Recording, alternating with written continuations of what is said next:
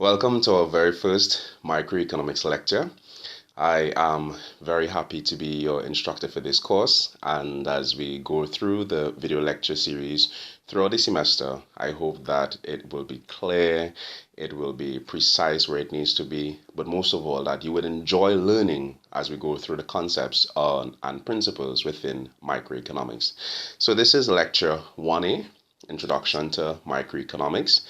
And the objectives of this lecture would be that after this lecture, the students, will be able to define economics, differentiate microeconomics from macroeconomics, introduce the concept of economic agents, define scarcity, choice, opportunity cost, understanding the production possibility curve, create links between lines on a graph upon the upper right quadrant of the Cartesian plane and the diagrams drawn in economics. Today's lecture is based upon chapter 1 and is entitled Preliminaries. Now you may be wondering, what in fact is economics? Well, before we even begin to define this concept, let's look at it from a historical perspective. Different economists have contributed to this discipline, which is known as economics, and thus over the years, economists of common thought have been categorized into schools of thought. Popular economic schools of thought are classicalists, which is the founder of which is Adam Smith, and Keynesian economists, the founder of which is known as John Maynard Keynes.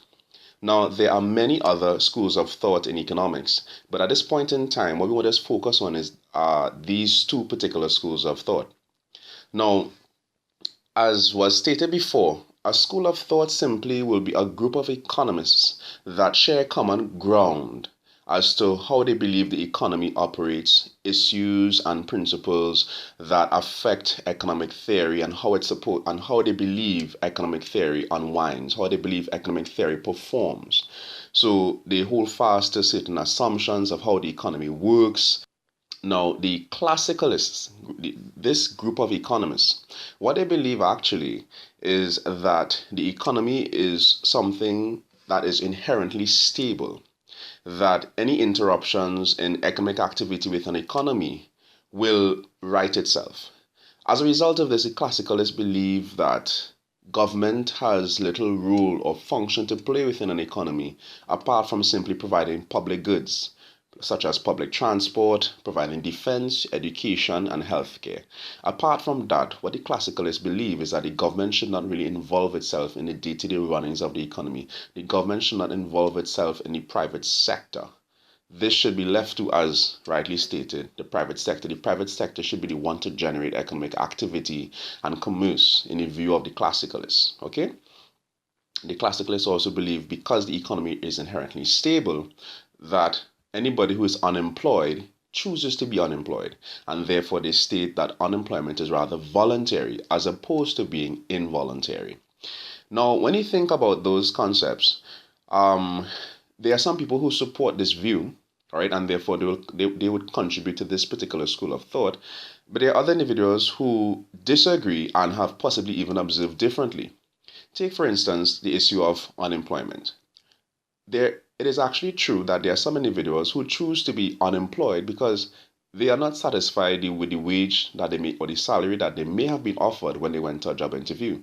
So a person who chooses to disregard the job after going to a job interview, they in truth and in fact have chosen to be unemployed. And therefore, in this particular perspective, the classicalist school is perfectly correct. But there are some individuals who search and search and search for jobs, send out their resumes, they go to different job interviews, and for some reason they are yet to find a job. These individuals are not choosing to be unemployed. It is simply such that the economy, maybe at that point in time, it does not have a space for this particular worker who wants to contribute to society. In such a case, unemployment is not voluntary, but it is involuntary. And this is a viewpoint now. Involuntary unemployment is a viewpoint of the classicalist school of thought. As a result of that, if we believe that the economy cannot absorb this person naturally, then something has to be done. Someone has to interrupt the natural flow of things to correct the economy in such a manner that will benefit everyone to the best. this person more than likely will be the government. And therefore, from the perspective of Keynesian economists, the government has a role to play apart from providing public goods, defense, and education. All right? The government has a role to play in whenever the economy cannot right itself, the government should step in. Because the viewpoint of the Keynesian is that the economy is not naturally stable, but there is, from time to time, there will be a need for government intervention. So we have these two schools of thought. The classicalists, who believe that the economy is inherently stable, that there is little need for government intervention. And there's the Keynesian economists. They believe that the economy is not as stable as the classicalists perceive, and that there will be from time to time need for government intervention. So we have these two schools of thought. As I said, Adam Smith is seen as the founder of the classicalist theory, and of course, John Maynard Keynes is seen as the father of Keynesian economics. And therefore, each school of thought in economics will contribute to examining similar economic phenomena, while each also may emphasize dissimilar issues. Nonetheless, it is the contributions of each school of thought that has developed this discipline that we know as economics. So in the early 19th century, economics was regarded as an investigation of the nature and the causes of the wealth of nations. So we realize that previously, economists would have been concerned about wealth. Why do nations get wealthy? How do nations achieve their wealth and maintain it? That would have been the concern of economics years ago. Also, we see that economics was also defined as the laws which regulate the distribution of the produce of earth. Over time, in the latter half of the 19th century, economics was regarded as a science that analyzed human behavior as a relationship between given ends and scarce means which have alternative uses.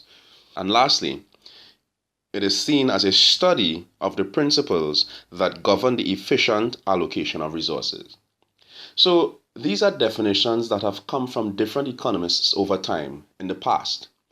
And what we realize here is that if we look at all things together, coming out of economics, we see that people are interested in what brings about wealth. People are interested in resource allocation.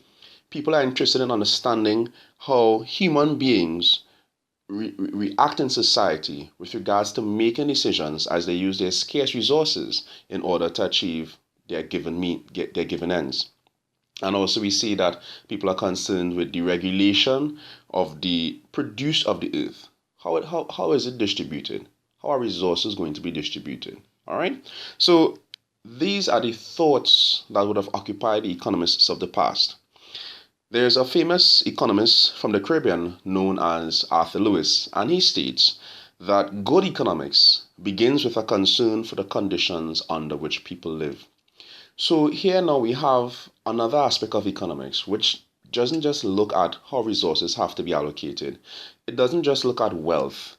It doesn't just look at how the means of the earth should be given or should be managed and regulated throughout life. According to Arthur Lewis, economics begins with a concern for the conditions under which people live. And therefore, what we see here is now focusing on the human being, utilizing economics as a tool to make the lives of individuals better off in society.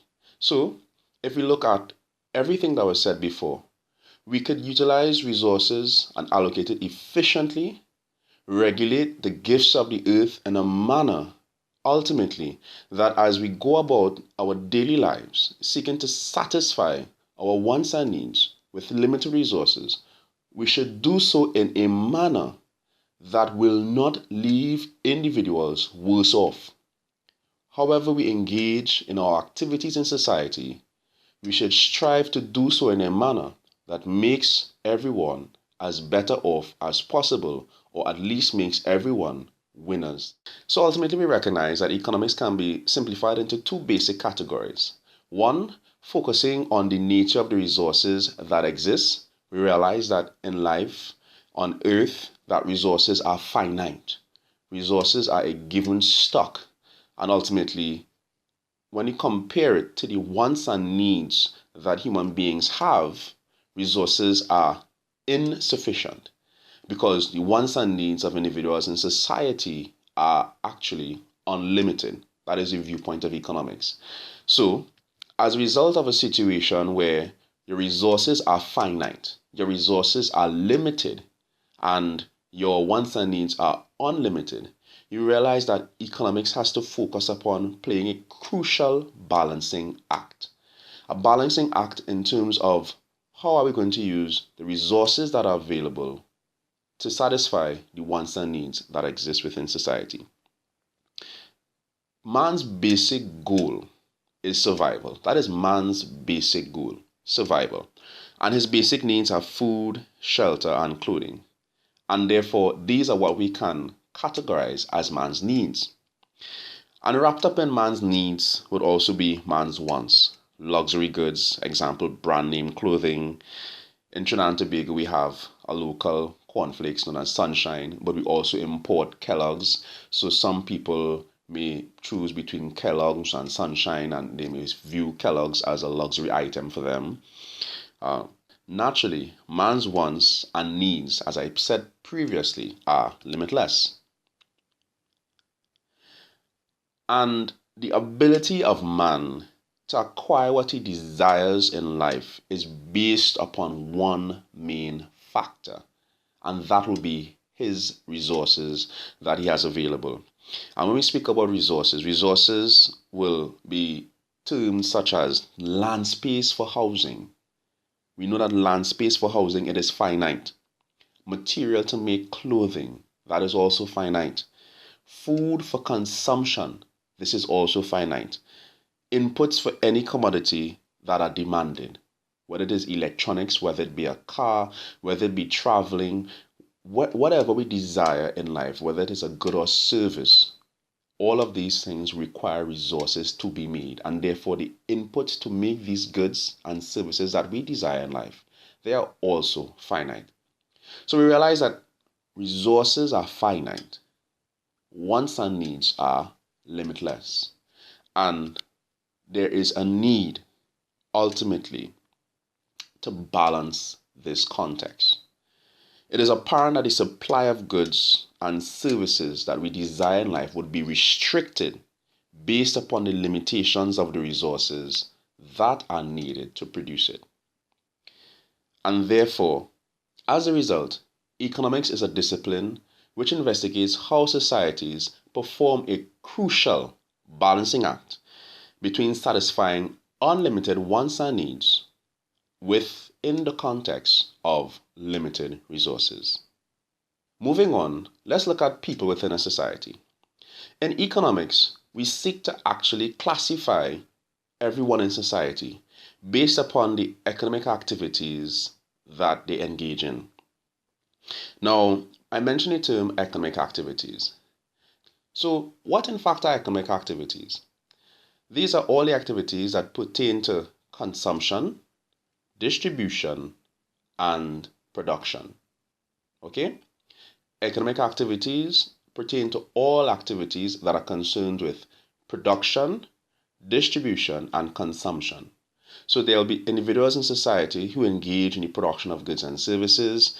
There will be individuals in society that will be engaging in the consumption of these goods and services, and there will be individuals in society that will be engaged in the distribution of these services. And therefore, the activities that pertain to each of these, production, distribution, and consumption, will be termed as economic activities.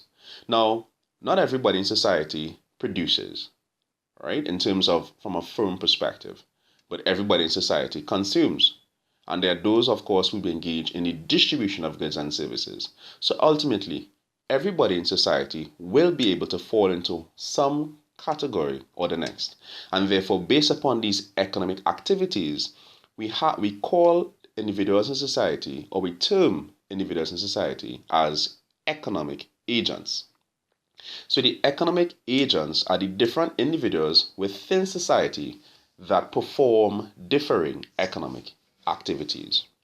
And the category of economic agents will be known as households, firms, the government, and the foreign sector.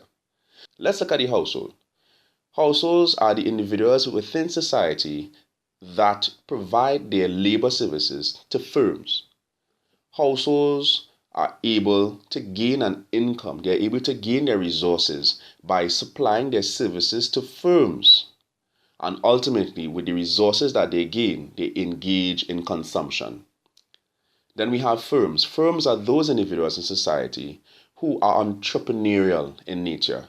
These are entrepreneurs who have decided to invest and provide a good or a service to those in society who are willing to buy. So, as was stated before, not everybody in society are entrepreneurs, and therefore we have households who are one economic agent, and then we have the firms who are another economic agent. And then we have the government. These are the individuals in society that are given the role and the responsibility to make the laws in society, to govern society, and utilize the resources in society that are public in an appropriate manner. Now, in every country, a choice can be made to import or export or do both. Now, if you refuse to import or export to and from other countries, then what we are saying is that your economy is closed from international relationships.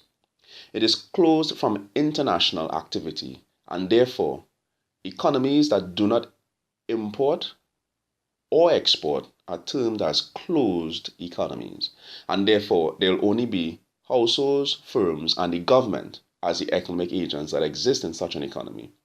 However, a country that chooses to import or export or do both, therefore chooses to be open to international activity, open to international relationships, and therefore they are termed as an open economy and will include the foreign sector. So the foreign sector is an economic agent that focuses on the importing and exporting of goods and services, and therefore the foreign sector will only come into play. This economic agent will only exist when it is a country chooses to import or export or do both. Now, every economic agent has a goal. The goal of the household will be to maximize their utility.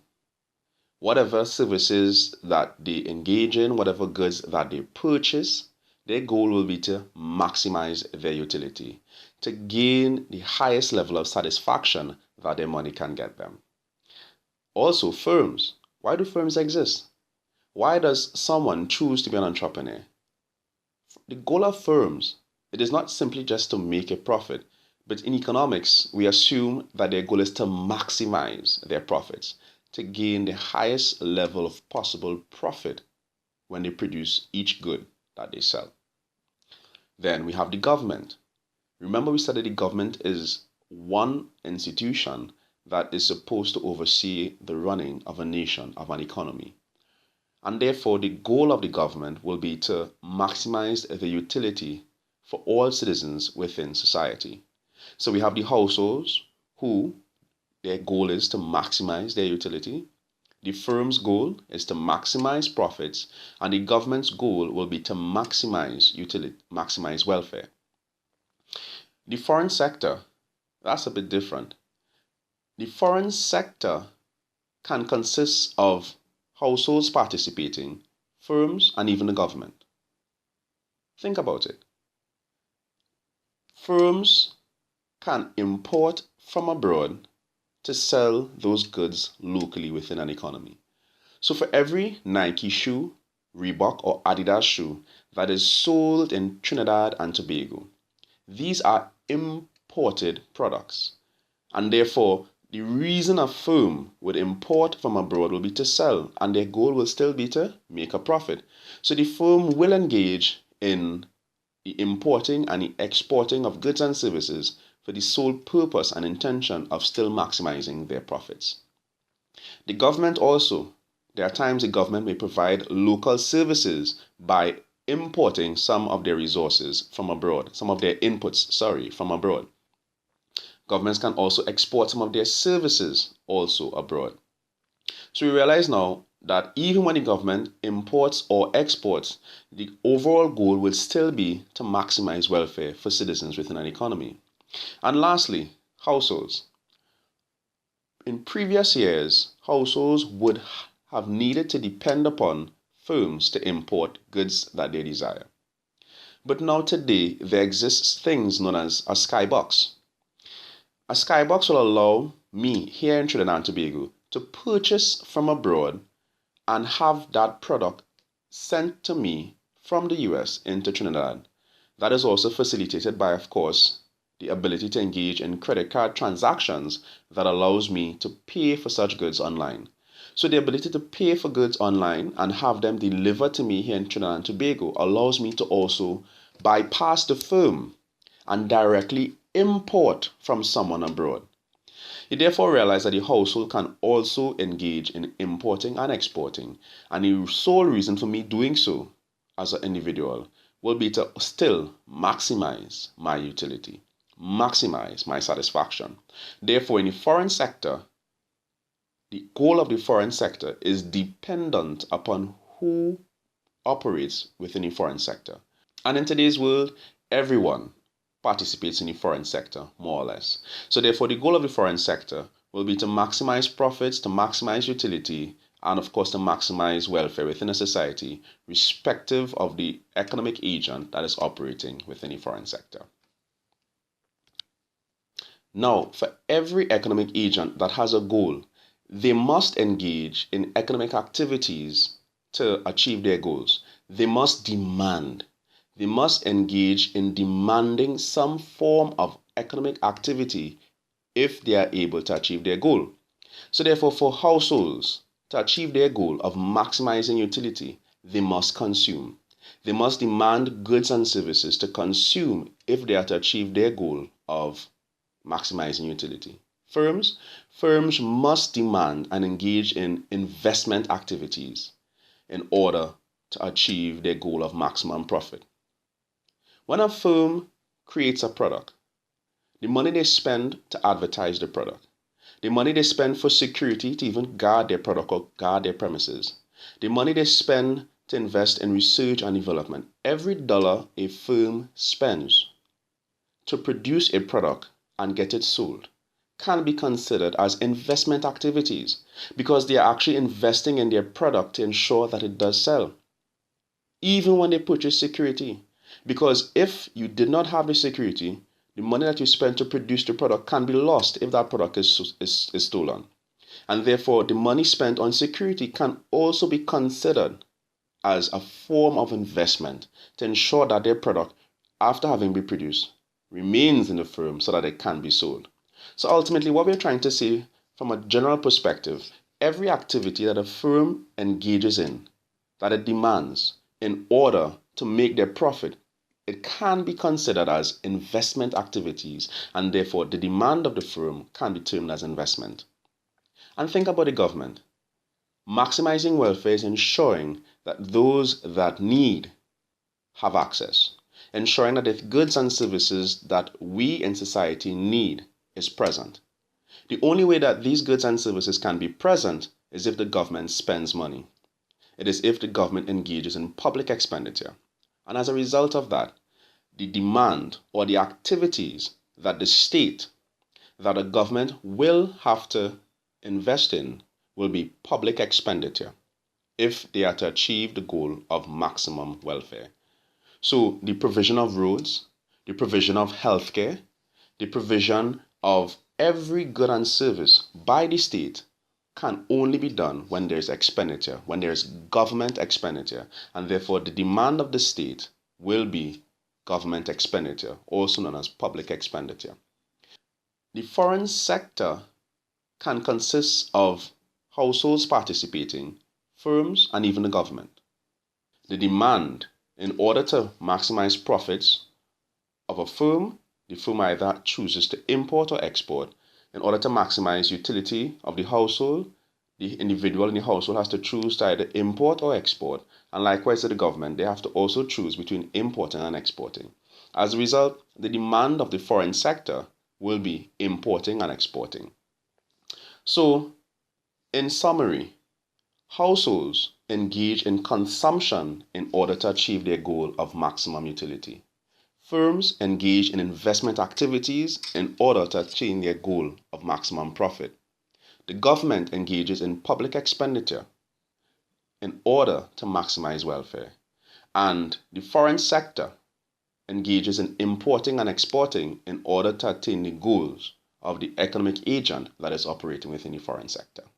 And therefore, we have discussed who are economic agents or what are economic agents, the goal of each economic agent, and the activities or the demand of each economic agent as they go about seeking to achieve their economic goals.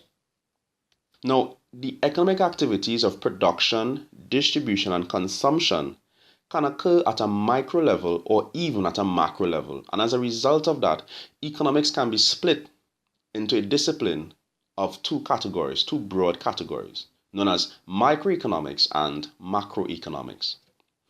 So, of course, we know that this course is microeconomics, and therefore the journey that we shall embark upon is understanding the decision-making processes of each of these economic agents that we have recently discussed. And therefore, we'll be investigating how each of these economic agents go about attaining their goals. We will investigate how they make their decisions in order to achieve the goals that they are seeking to attain. So, in this course, we'll be examining how households achieve maximum utility.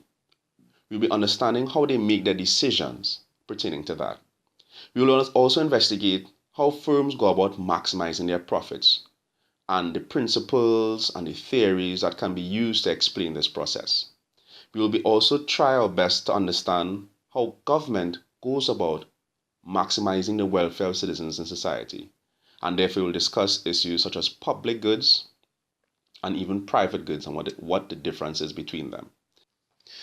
Moving on, let's talk about scarcity, choice, and opportunity cost. Now, remember we said that economics states that resources are limited. However, our wants and needs are unlimited. So when you compare the two of them together, limited resources, unlimited wants and needs, we realize that our wants and needs will outweigh our limited resources. Therefore, it means that we will always have to make a choice in society in terms of what goods we would consume, what goods and services would we produce, because remember, firms also have to make a choice. Every economic agent has to make a choice. So households will have to choose what goods and services they would consume as they seek to maximize their utility. Firms would have to choose what type of resources would they utilize. Would they focus on quality or quantity as they go about maximizing their profits? Even the state has to make choices with their budget. Will we run a deficit budget? Will we run a balanced budget? Will we run a surplus budget? All of these questions have to be asked by the state as they go about seeking to maximize welfare of the individuals within a society. So this crucial balancing act has to be performed by every economic agent because everyone in society suffers from that problem of limited resources in the context of unlimited wants and needs. So, choice. Choice arises because of scarcity. So, scarcity of resources, that is. So, as a result of the fact that resources are scarce, choice will arise. And the thing is, sometimes we are forced to make a choice between two things that we love, that we really love. And at times, we are forced to make a choice between two goods where the choice is very easy because the second alternative, you don't like it. So, regardless of whether it's something you really love or something you don't love at all, whenever we make a choice, we will always incur what is known as an opportunity cost. Opportunity cost can be defined as the value of the next best alternative that you forfeit or give up as a result of the choice that you would have made. So, if I'm making a choice between purchasing a bottle of water for $5 and a bottle of juice for $7, the water costs $5, but the juice may cost $7. If I choose the water, then my opportunity cost will be the value of the next best alternative. In this case, the next best alternative in this example will be the juice, and its value is $7. So my opportunity cost when I chose the water would have been the juice, which was valued in terms of $7. But if I chose the juice over the water, then my opportunity cost will be $5, because my next best alternative that I gave up as a result of choosing the juice was the water, and its value is $5. So remember, there is no calculation of minusing 5 from 7 or adding. Opportunity cost is simply the value of the next best alternative that you give up, that you sacrifice in order to make that choice. And therefore, that was from the perspective of a consumer. Even firms will incur opportunity cost, because they have to make choices in terms of what resources that they would utilize, or even what goods and services that they will provide to their consumers based upon the resources that they have available. So everyone, as I said, because everyone faces choice, then also by extension, everyone will face opportunity cost. So scarce resources result in choice, choice results in opportunity cost. So let's look at an example here. There are two friends, friend A and friend B.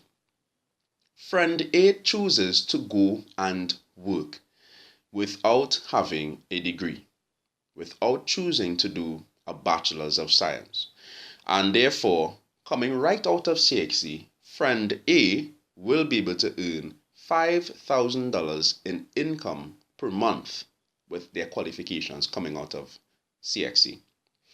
Friend B, however, decides to go to college, and the cost of the college for the next 4 years is $60,000.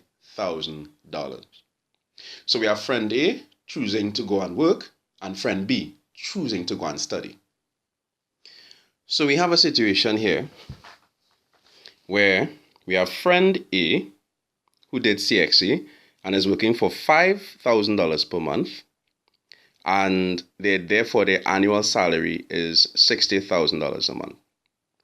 Now what we're saying is that friend B, after choosing to be qualified and have a Bachelor of Science, let's say in economics, they will receive a monthly salary of $8,500. Why? Because they chose to educate themselves. They are more highly qualified than their colleague who chose to work with their CXC passes. So let's see what works out here in terms of, is it a benefit for friend B who chose to study as opposed to go work with their CXC passes? So friend B is making $8,500 a month. Now remember, friend B would have studied for the first 4 years. So you're looking at this comparison over a 10-year period. So for the first 4 years, friend B would have made no income because they were studying. However, after 4 years of working, so we're comparing them side by side, after 4 years of working, we see friend A would have made $240,000. So if they both started to work and study at the same time, in that friend A went to work the same time that friend B went to study, then after 4 years, friend A would have had $240,000, whereas friend B would have nothing because they studied for the first 4 years. However, 6 years later, which will now be a total of 10 years, friend A would have generated $600,000 for the entire 10-year period. So it's 10 multiplied by 60,000 per year, 600,000. However, friend B, for that 10-year period, would have only been able to work for 6 years because they studied for the first 4. 6 years multiplied by 102,000 works out to be 612,000. Do you realize something? After a 10-year period, friend B made $12,000 more than friend A. However, friend A worked 10 years to accumulate that amount, whereas friend B only worked for 6 years. So do you realize that initially, friend B, in choosing to go and study, their opportunity cost would have been the salary of $5,000 a month that they would have forfeited, because when you chose to study, you would have forfeit the $5,000 per month because you did not go and work. However, friend A, who chose to work with their CXC passes and earn $5,000 a month, they forfeited $8,500 a month if they had chosen to go and study. Because in educating themselves, their skills would have been increased and therefore they could have bargained for a higher salary. Now, with regards to opportunity cost, there are theoretically three types of opportunity cost. There is increasing opportunity cost, decreasing, and constant. Increasing, decreasing, and constant. All right, and opportunity costs can be displayed with the use of a tool known as the production possibility curve.